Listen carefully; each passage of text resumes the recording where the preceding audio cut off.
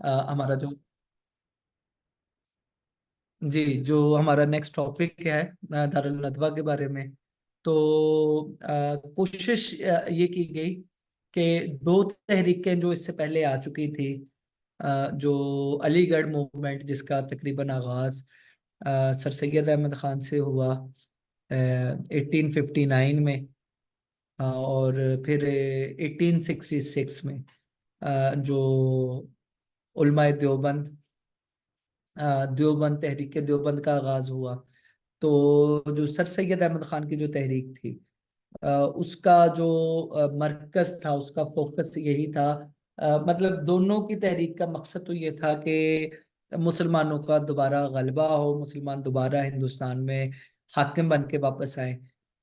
जबकि जो तरीक़ेकार था, जो सर सैयद अहमद खान का जो तरीक़ेकार था, वो ये था कि जो मुसलमानों के जवाल की बड़ी वजह वो है कि मुसलमान जदीद तालीम से उन्होंने इस्तेफादा नहीं किया, जदीद तालीमात को हासिल नहीं किया, जदीद इनोवेशंस में अपना कोई हिस्सा नहीं डाला, इसलिए वो पीछे रह गए। लिहाजा अगर अब मुसलमानों ने दोबारा उठना है तो ज़रूरी है कि वो वही खतूत पे अपने आप को इस्तवार करें जिन पे अंग्रेज़ों ने या यूरोपीय तहजीब ने आप इस्तेमाल किया है, वही करें जो कि अंग्रेजों की है। लिहाजा जो तहरीक अलीगढ़ वो मुकम्मल तौर पर जो है वो उस राह पे चल पड़ी जो कि मगरबी तहजीब की तरफ चले जाती थी। फिर दूसरी जगह जो है इसी अलीगढ़ की तहरीक के जो जवाब में जो देवबंद तहरीक वजूद में आई, जिसका मकसद ये है कि ये जो लोग मगरबी तहजीब की तरफ बढ़ रहे हैं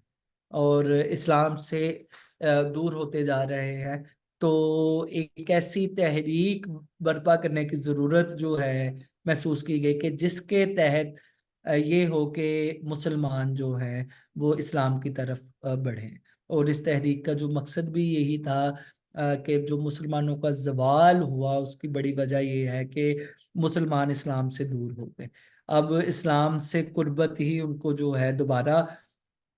हाकिम बना सकती है, दोबारा जो है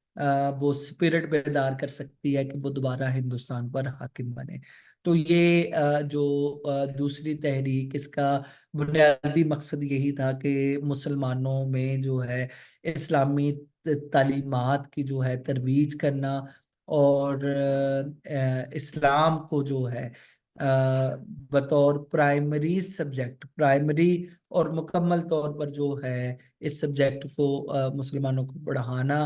कि वो इस्लाम की तरफ वापस आए, ना सिर्फ पढ़े बल्कि अमली मुसलमान बने। तो ये देवबंद का मकसद था। अब ये देवबंद की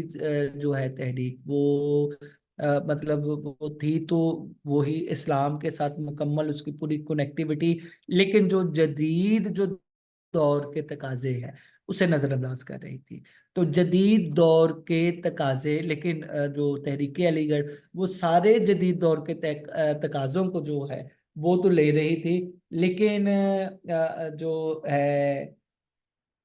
आप कह लें कि जदीद जो इस्लामी अलूम उनसे दूरी इख्तियार कर रही थी। अब इन दोनों तहजीबों के दरमियान कोई ना कोई तो ब्रिज होना चाहिए, कोई ना कोई तो ऐसी तहरीक उठे जो कि इन दोनों में जो है ब्रिज का काम करे, और ऐसे लोग जो हैं उनकी तरबियत करे कि जो अच्छे मुसलमान भी हों और मौजूदा दौर के जो है अलूम पे जो दस्तरस भी रखते हैं। तो इस मकसद के लिए जो है नदवतुल उलमा जो है की बुनियादी इसका यही 1994 में 1894 में इस जो है तहरीक का आगाज हुआ। तो यही था कि जदीद और कदीम अलूम इन दोनों में जो है मुवाफकत पैदा करना, इन दोनों में जो है ब्रिज बनाना, और इसके जरिए जो है जो दोनों में जो अलीगढ़ और देवबंद में जो खलीज पैदा हुई है उस खलीज को खत्म करना। मतलब इसमें मौजे कौसर में जो है इसके पस मंजर के बारे में जो लिखा गया वो यही है कि जदीद इल्मुल कलाम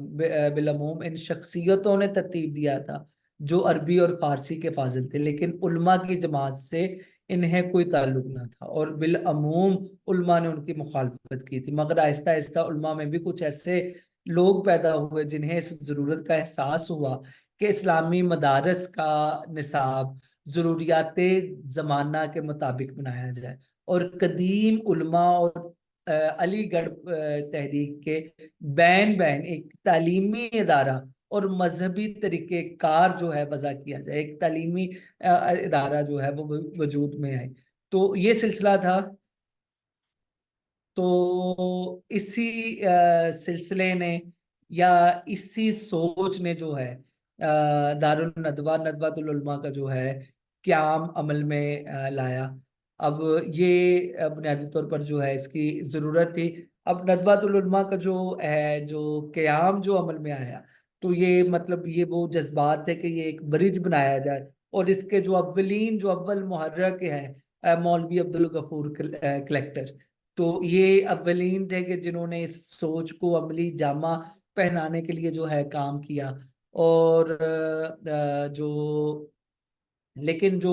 नदवातुल उलमा की जो तकमील जो है, जो इसको मुकम्मल करने के लिए इस तहरीक को बर्पा करने के लिए सैयद मोहम्मद अली कानपुरी, खलीफा हजरत मौलाना फजल फजल रहमान गंज मुरादाबादी, इनके हाथों जो है ये इस तहरीक का